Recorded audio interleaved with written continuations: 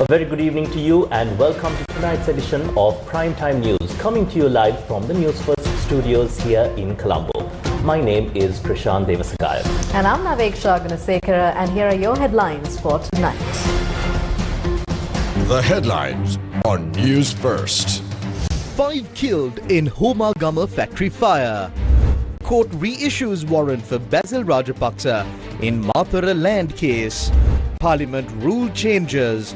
COPE findings to be referred to Bribery Commission and police. No confidence motion against Justice Minister Harshana Nanayakkara handed to Speaker. Dengue cases surge past 77,000. Expert committee to review Qdenga vaccine. Sprint star Yupun Abekon announces retirement from athletics. And in your top story tonight, we have some tragic news where 5 people died in a fire that broke out this morning at a factory in the Katuwana area in Homagama.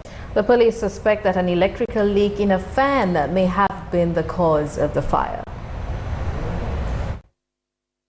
At around 9:45 a.m. today, a fire broke out on the 3rd floor of a 3-story helmet manufacturing factory located in the Katuwana industrial zone in Homagama.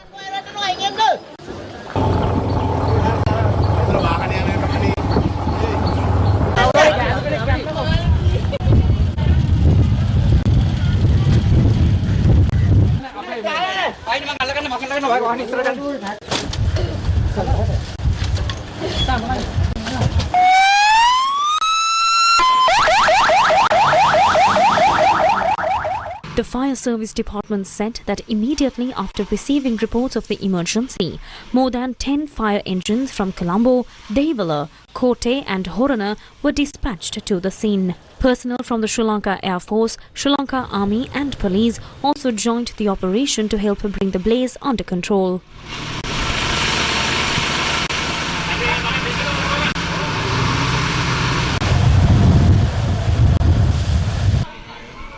More than 80 employees work at the factory. Workers said the company owns another building located across the road and that at the time the fire broke out, many employees had gone there to have their breakfast. Others were also inside the canteen located within the building where the fire occurred.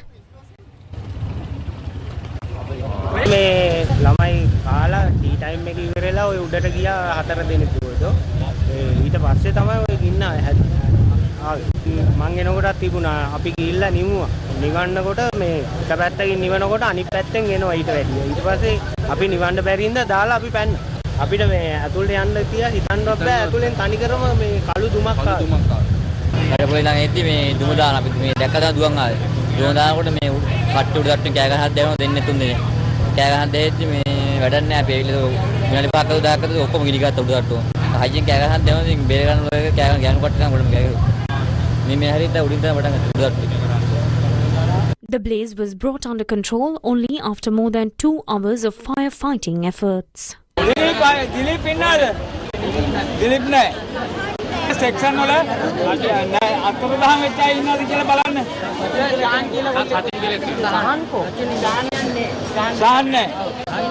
මම Kotte fire brigade එකේ අද incident commander ආවම අපි දැන් investigation කරගෙන ගිය විදිහට 9:45 විතර ගින්න පටන් අරගෙන තියෙනවා. ඉන්න විශාල ලෙස පැතිරිලා තිබුණේ මේගොල්ලන්ගේ අර හෙල්මට් නිෂ්පාදනය කරන ඇට බෝල වර්ගයකුයි කෙමිකල් තියෙන පැත්තත් එක්ක ලොකු විදිහට ලොකුවට අපි පැමිණෙනකොට ගින්න ස්ප්‍රෙඩ් වෙලා තිබුණේ. 3 දෙනෙක් හිර වෙලා ඉන්නවා කියලා අපිට දැනුම් දුන්නා. අපිට දැනුම් දුන්න විදිහට ඒගොල්ලෝ ඉන්නවා කිව්වේ උඩ 3rd floor එකේ හිර වෙලා ඉන්නවා කිව්වා. ඒ වුණාට ඒගොල්ලෝ සිර වෙලා ඉඳියේ ඒ අදාළ ස්ථානේ නෙමෙයි. ඊට මෙහා අපිට ගිනි නිවන හමුදාවට ළඟා වෙන්න බැරි වෙලා තිබුණේ. සම්පූර්ණයෙන් ඒ හරි පිච්චිලා ඒ ඩෙක් එක සම්පූර්ණයෙන් බිමට පාත් වෙලා තිබුණා. ඒ ස්ථානේ ළඟා වුණාම 5 දෙනෙක් ඉඳියා. අපිට 3 දෙනෙක් කියලා කිව්වේ. ඒ වුණාට ජීවිත 5ක් දැනට නැති වෙලා තියෙනවා. බොඩිස් 3ක් තියෙනවා සම්පූර්ණයෙන්ම පිච්චිලා. දෙකක් තියෙනවා යම්කිසි දුරකට ඉතුරු වෙච්ච දෙක.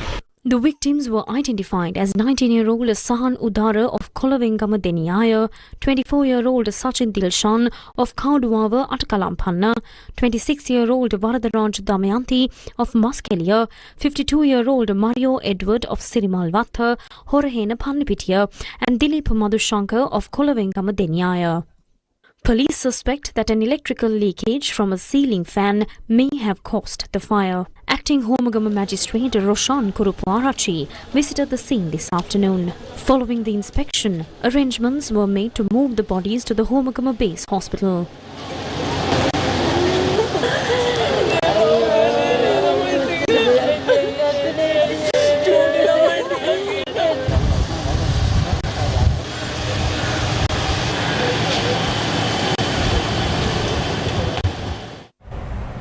Former Minister Basil Rajapaksa has once again been ordered to be arrested and produced before court after Mathura Chief Magistrates Court issued a warrant against him for failing to appear in an ongoing case. Mathura Chief Magistrate Chaturanga Iranga Disanayaka issued the fresh warrant when the case concerning the purchase of a 1.5-acre property located at Browns Hill on Eliakanda Road in Mathura was taken up today. The case, filed by the Police Financial Crimes Investigation Division, relates to allegations surrounding the acquisition of the said land.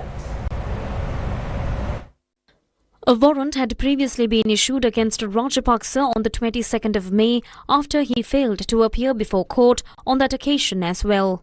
Considering submissions made before court that Rajapaksa had continued to evade court appearances, the Chief Magistrate ordered that a fresh warrant be issued for his arrest. The case has been filed against former Minister Basil Rajapaksa, Ayoma Galapati, who is the sister of his wife, her husband Tissa Galapati and Mudita Jaikudi, in connection with allegations that a property in the Browns Hill area of Mathura had been purchased using funds allegedly obtained through unlawful means.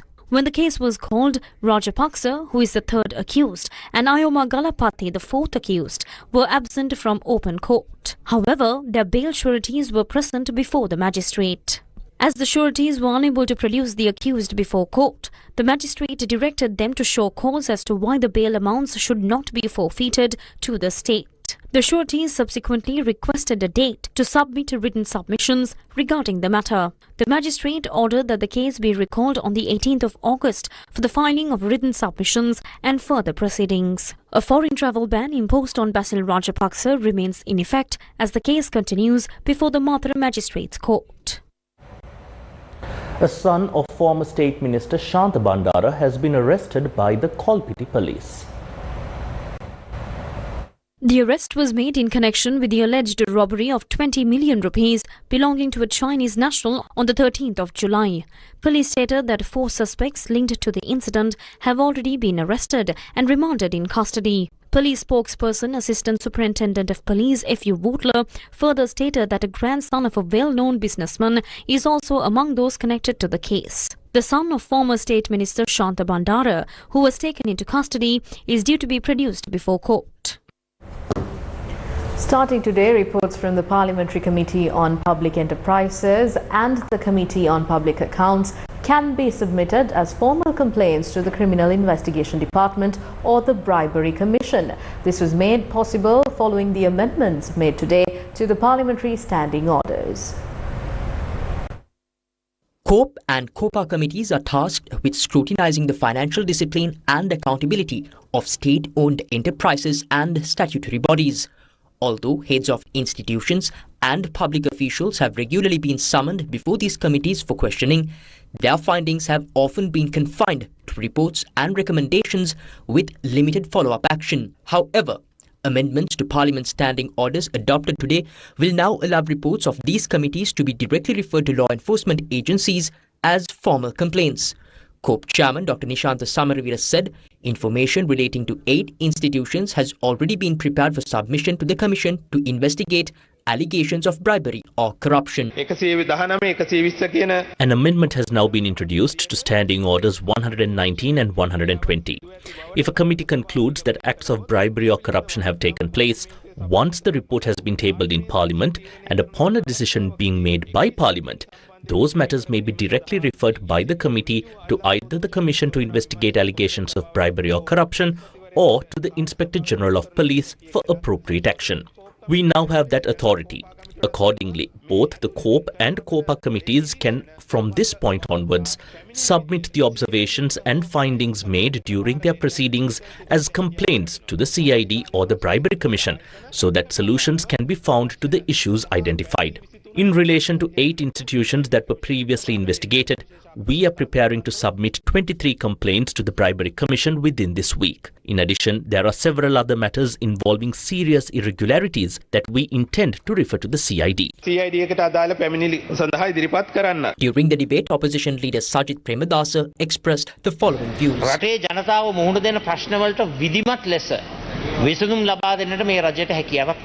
This government has failed to provide systematic solutions to the problems faced by the people. Even today, the farming community is in severe distress. I would like to ask what happened to the dramatic promises made when they were in the opposition. The Minister of Agriculture is unable to come before Parliament and make a clear statement regarding a guaranteed price for paddy. What happened to the promises made to plantation communities? The government pledged to protect estate workers. Yet people are now being chased away from estates. The government has also failed to provide effective answers to the dengue crisis. The dengue eradication program must be implemented more efficiently. We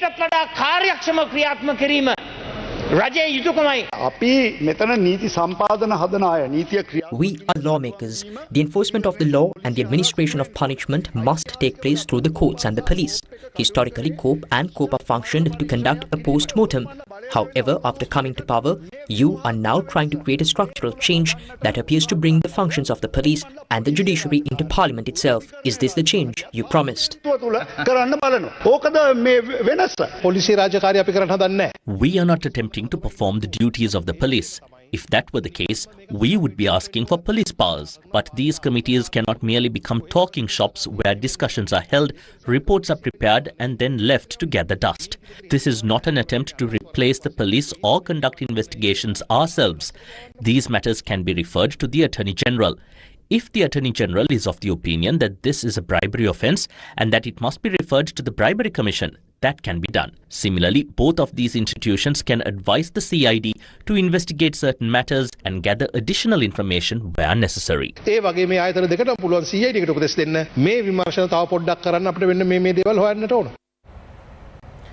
another headline-making story tonight, a no-confidence motion against Justice Minister, Attorney-at-Law Harshana Naikara, signed by opposition leader Sajith Premadasa and several opposition MPs, has been formally handed over to Speaker Dr. Jagat Vikramaratne.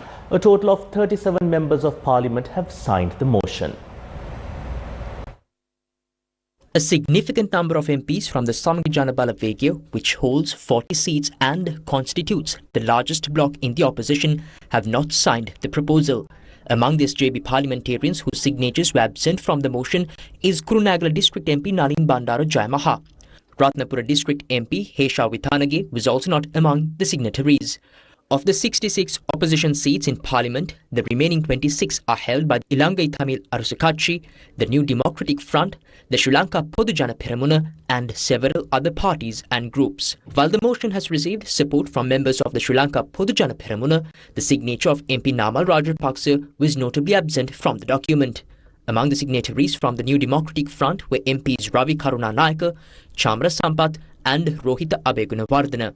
However, MP Faisal Mustafa did not sign the motion. Meanwhile, ITAC MP Shanakian Rasamanikam stated that the party's 8 MPs would not support the no-confidence motion. It is also noteworthy that the Tamil Progressive Alliance led by Mano Ganesan has not backed the proposal. The no-confidence motion has been brought against the Justice Minister over allegations that he failed to properly discharge his responsibilities following the violent incidents that occurred at the Negombo prison on the 5th and 6th July, during which a number of prison officers and inmates lost their lives, while others sustained serious injuries.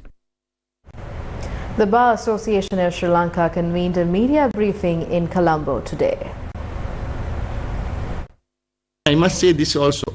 There are, we have heard this term, number years have spoken about this, 1.1 million cases which are pending. In any court system anywhere in the world, there will be at a given point a number of cases. That abstract figure of the number of cases does not show anything. Let me explain. Now, for example, in a few days ago, Chief Justice Suryakant, who was in Sri Lanka last year, had mentioned that in India there are, I think, 54 or 55 million pending cases. Now, there will be a number of pending cases always. There can't be a system where there are no cases. There will be cases. There are reports, ADB reports over the years, in the bar has come up with reports as to how the system can be addressed. The extension of retirement age was not on the forefront of any of those reports. So this is a new thing which is coming to us. නිති සංගම විදිහට දැන් ඔබතුමාලා මීට කලින් කරපු යෝජනාවල constitution ඇමෙන්ඩ්මන්ට් සම්බන්ධ කරපු යෝජනාවල මේ නීති ප්‍රමාදීකරණවල දුර කාලය වැඩි කිරීම සම්බන්ධයෙන් යෝජනා ඉදිරිපත් කළා තියෙනවා නේද? අපි දැන් මගේ ගාව තියෙනවා අධිකරණ පිළිබඳ අනුකාරක සභාවේ වාර්තාව ආණ්ඩුක්‍රම ප්‍රස්තාවයේ මණ්ඩල නියම කමිටුව මේ 2015 16 17 18 දක්වා සාකච්ඡා වෙච්ච. මේක ඉදිරිපත් කරමින් එවකට මේ සභාපතිවරයා වෙන රවුප් පකින් මහත්මයා අධිකරණ ඇමතිවරයා කියනවා මම මේ යෝජනාව හැදුවේ ශ්‍රී ලංකා නීතිච්ච සංගමයේ යෝජනාවට අනුව. එහෙම අපි දන්න තරමින් එහෙම යෝජනාවක් මේ පිටත් වෙලා නැහැ. අපි එහෙම දැන් ඔබතුමා කියන්නේ 2015 වෙනි මේ ලේඛන අනුව එහෙම අපි යෝජනාවක් අපි එහෙම නීති කවුන්සිලර් හා කරලා නැහැ. රජ්‍යමය ජ්‍යෙෂ්ඨ නීතිඥතුමෙක් කියනවා එතුමාට තියෙන ගෞරවය හැමතරම තියෙනවා නේ. ඊළඟ පරම්පරාව අතර තියෙන ගෞරවය.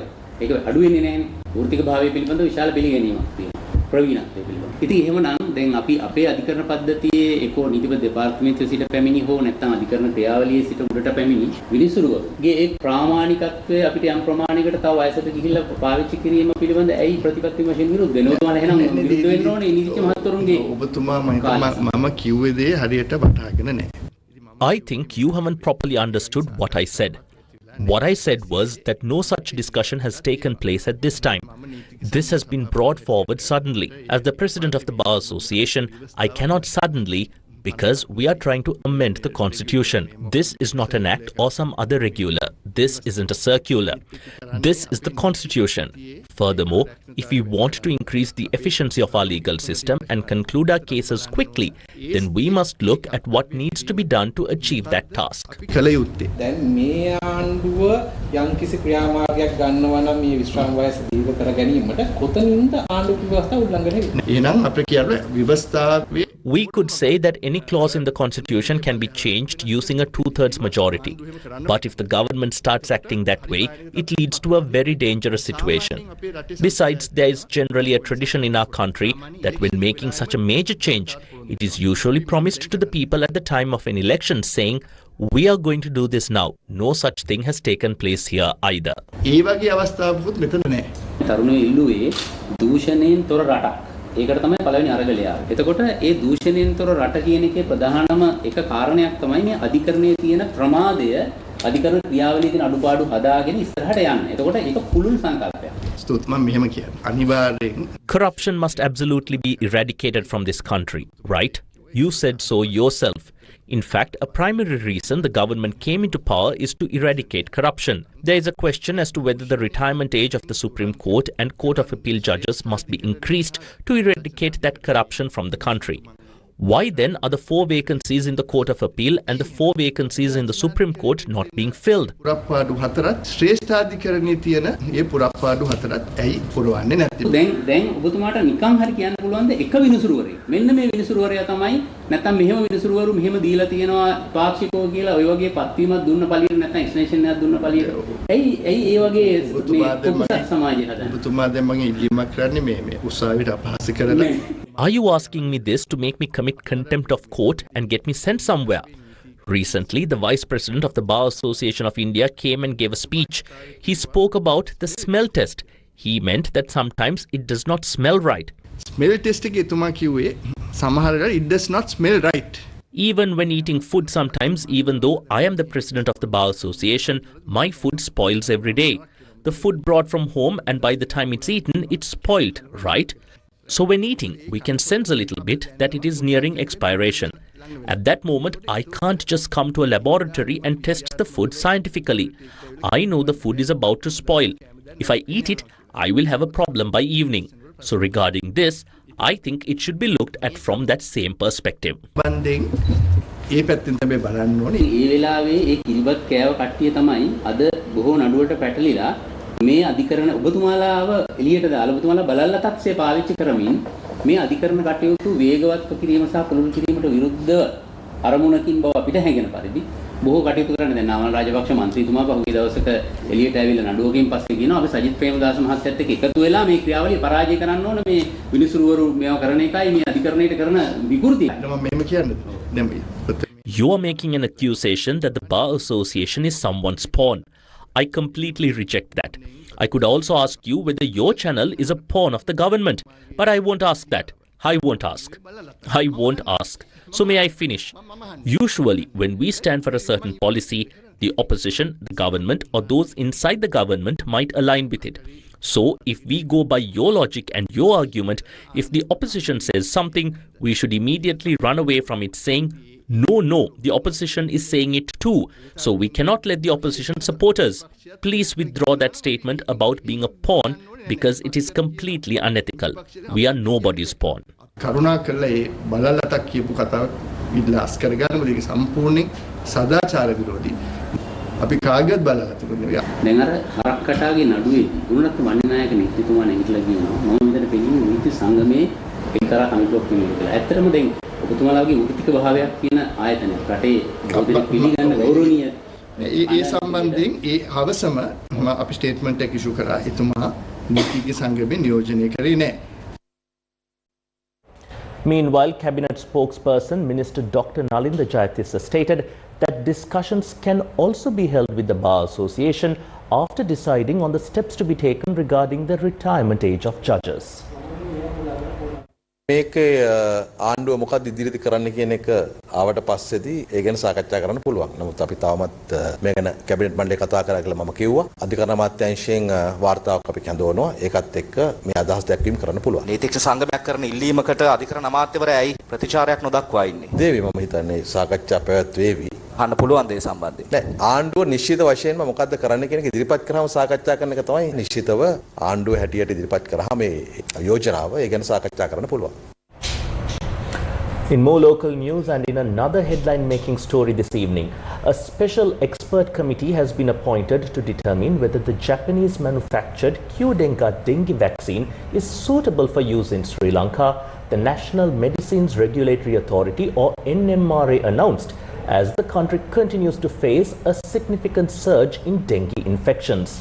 This development comes as the number of dengue cases reported in Sri Lanka this year has exceeded 77,000.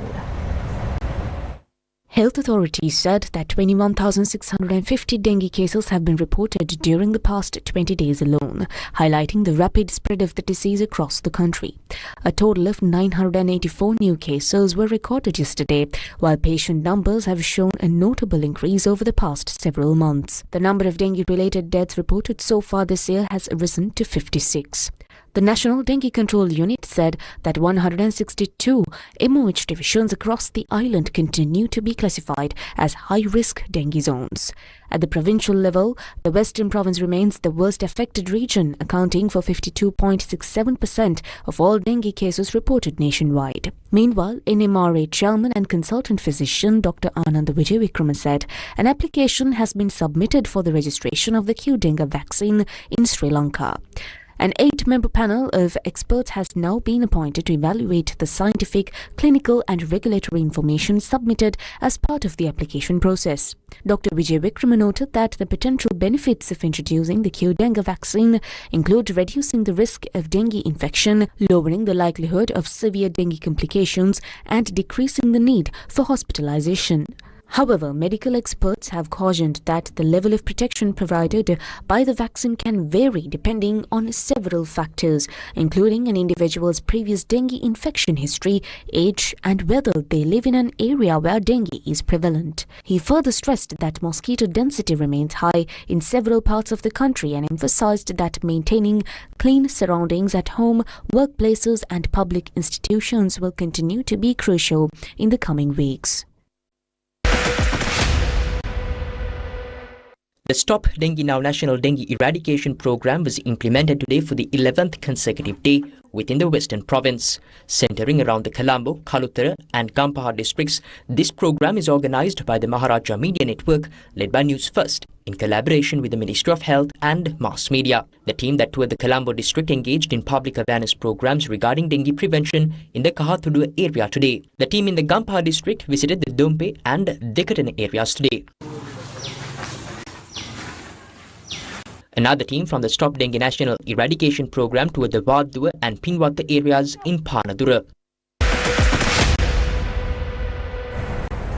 The meeting between the visiting European Union representatives and the representatives of Tamil political parties took place in Jaffna. Representatives of Tamil political parties met with European Union representatives, including ambassadors of the European Union to Sri Lanka and the Maldives, Carmen Moreno, deputy head of the EU delegation to Sri Lanka, Kaliha Ekaziva, and ambassador of France to Sri Lanka, Remy Lambert. Representatives from the Ilangai Tamil Arasu Katchi or ITAC, Elam People's Revolutionary Liberation Front or EPRLF, the Tamil People's National Alliance or TPNA, and the Tamil Elam Liberation Organization or TELO participated in this meeting. Our diaspora relatives' investments can be brought here. By making arrangements for that and further developing the agriculture and fisheries sectors, it will be helpful to drive their economic growth. Support must be provided for that as well. Tomorrow, they are scheduled to visit the Chemmani excavation site. Therefore, by conducting a separate study regarding that, determining the time frame and finding out during which period the remains were buried in this mass grave, it will be possible to identify the military personnel and administrators who were in power during those specific periods.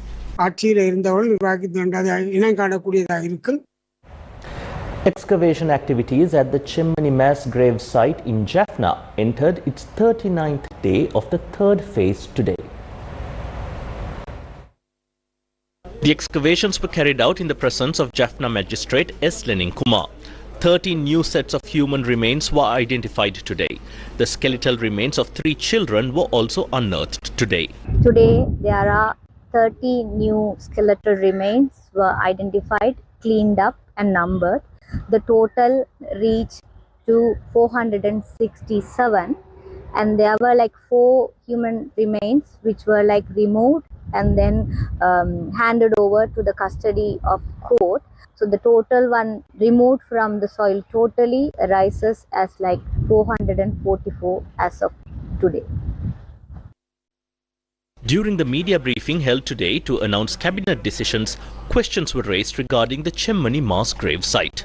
මෙතුමා හෙට චෙම්මනි මාස් ග්‍රේව් එක බලන්න EU ඩෙලිගේෂන් එකක් යනවා. ඒ ගැන රජයේ ස්ථාවරය කුමක්ද?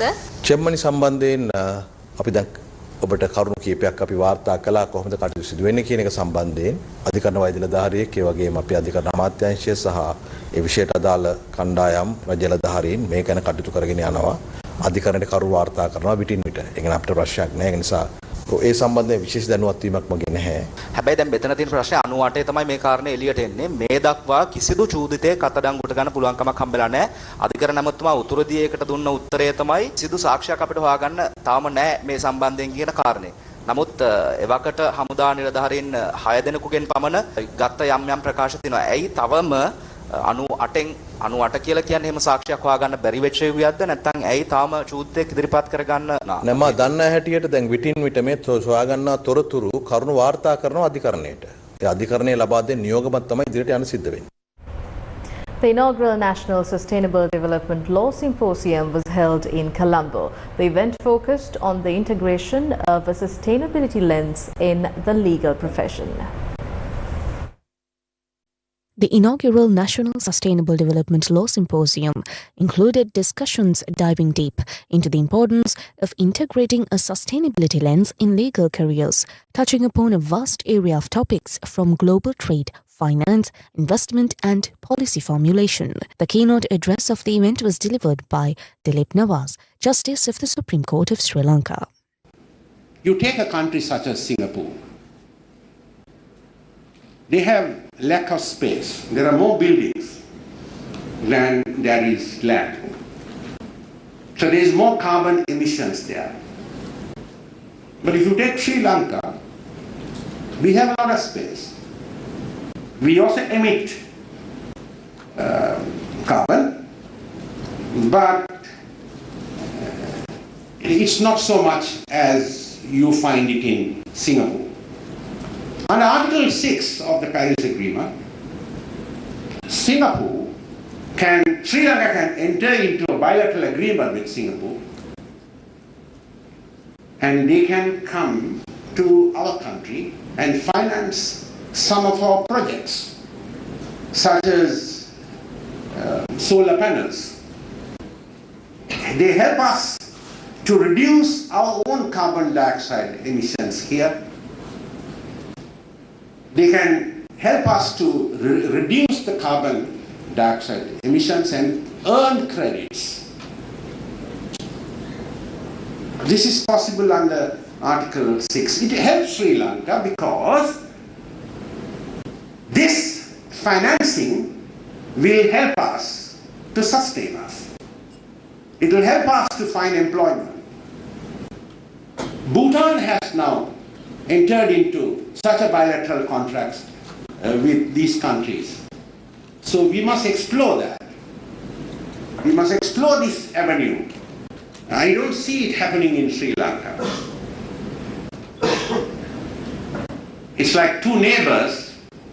One neighbor has more space so that he can grow a garden. The other neighbor doesn't have right, but the next neighbor comes and helps the first neighbor who has a lot of space. This is the embodiment of Article 6 of the Paris Agreement. We are a party to the Paris Agreement. Philip Sands says, when you sign international agreements, it is virtually signing up to customary international law. The symposium included presentations, panel discussions and virtual presentations focused on bringing out opportunities for the legal profession as Sri Lanka positions itself to seize opportunities from sustainability transition, building a domestic legal setup on adaptation and resilience. Today I am at the National Sustainable Development Law Symposium, which is undertaking in Colombo. Today, experts from the legal profession are making conversations about the importance of having sustainable development and concepts related to sustainable development, having those concepts integrated into the legal profession. And throughout the day today, experts are making conversations and having panel discussions, and virtual sessions are like right behind me, undertaken throughout the day today. And reporting to you for the Newsfirst team, I'm Viara Virakon. A media briefing and discussion on the inaugural Jeffrey Bawa Moonamal Award took place today in Bentota. The media briefing and discussion on the inaugural Jeffrey Bawa Moonamal Award unfolded today in Bentota, bringing together key industry stakeholders to discuss the award's core design principles, national impact and application guidelines for projects across Sri Lanka, shaping a blueprint for development that integrates human and natural systems. Conceptualized by the Jeffrey Bawa Trust, this design-led initiative moves beyond standard sustainability measures to recognize projects that actively restore ecosystems and foster true coexistence between humans and natural landscapes. The idea of destroying something by design also means when how it showed us that we are destroying it by design. We could similarly identify design that does not destroy but that even works. And that was the whole beginning of this award. As people begin to design and then for us to recognize those designs as we go along. The Jeffrey Bawa Trust, set up by Bawa initially to look after his garden, which was sticking in and some of his other issues, also has gone on to become a leading cultural organization where we started with recognizing, one of the things that we started doing was to recognize architecture for what it was.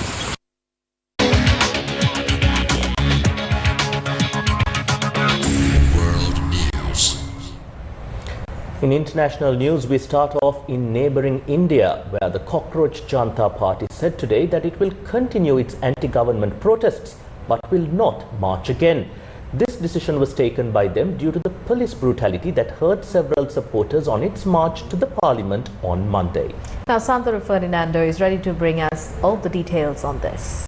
Thank you, Naveksha and Krishan. Yes, let's take a look at this story now in detail. A day after high drama in India's national capital, the satirical platform Cockroach Janta Party had said its protest at Delhi's Janta Manta will continue.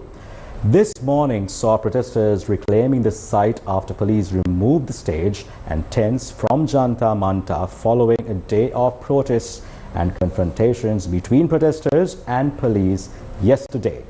Meanwhile, the Delhi High Court today allowed activist Sonam Wangchuk, who was picked up from the Cockroach Janta protest site at Delhi's Janta Manta last week, to be shifted from the government-run Safradoon Hospital to Mendata Hospital, a private facility of his choice, while ensuring continuity of his treatment.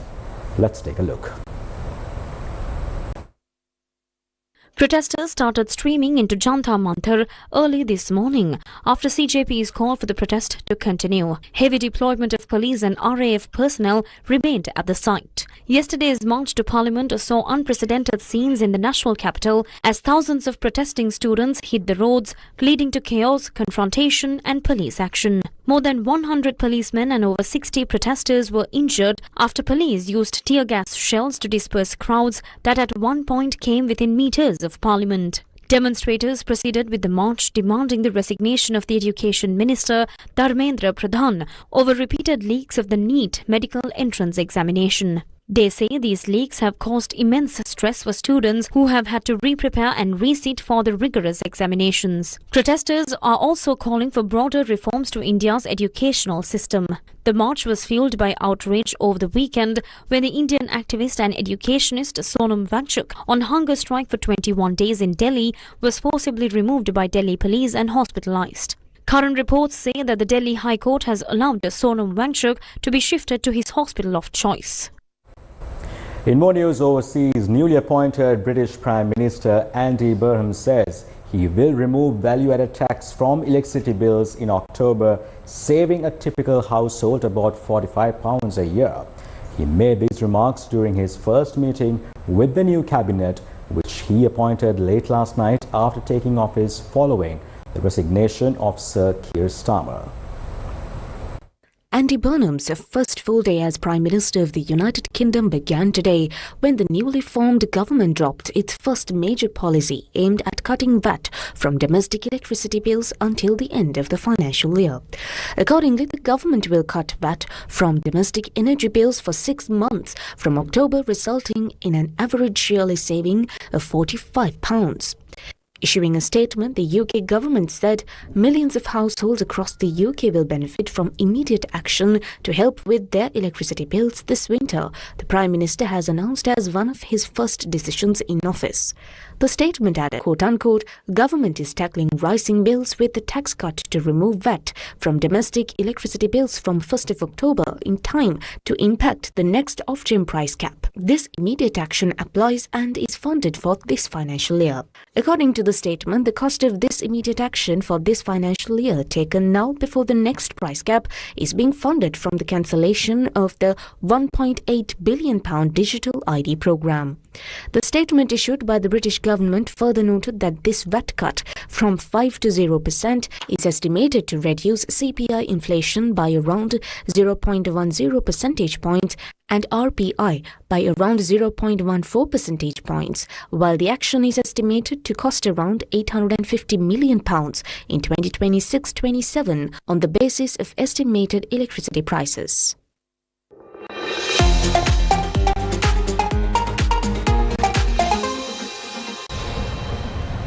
In sports news, Commonwealth medalist and sprinter Yupu Nabekon announced today that he is retiring from competitive sports.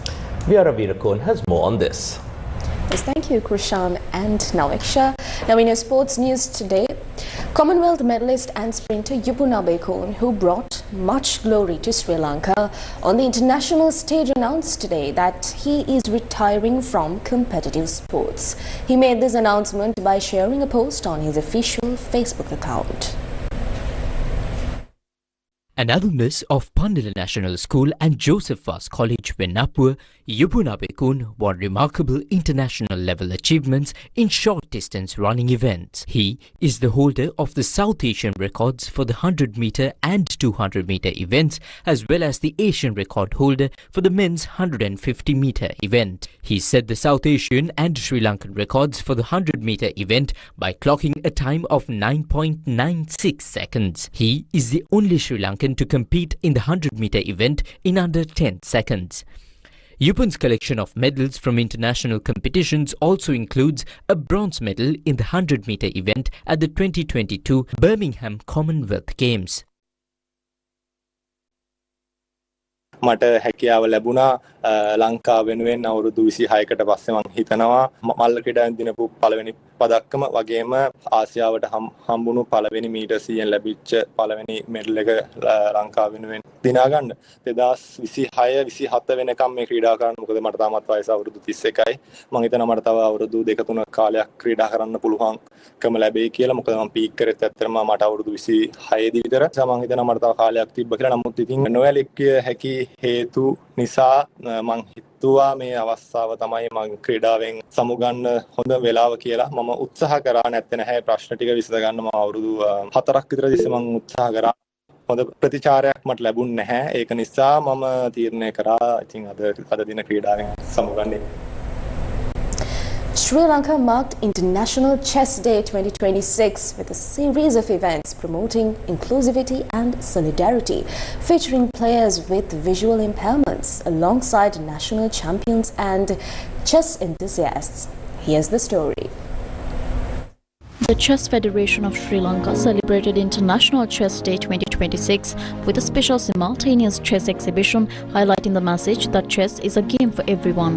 The event featured several blind and low vision chess players, including National Blind Chess Champion 2018 Thuan Rushdie, who competed against reigning National Women's Champion Dahamadi Sanudullah. Today is a very special day because we are celebrating inclusivity and community here. This event is for people who are visually handicapped, people with other kinds of disabilities who play chess. And the message that we want to give everyone is that chess is for everyone, for all of you. And we don't want to leave anyone behind. We want everyone to play chess and enjoy this beautiful game. The exhibition attracted dozens of young chess players, veteran enthusiasts and members of the public, with four-time national champion and winner of 10 consecutive national senior titles, TTR Piris, veteran player MK Nandika and UK-based player Vivash Samarkon, who holds an ELO rating above 2000, also taking part. And that's a wrap of your primetime news for tonight. Thank you for watching. Take care, good night and God bless you.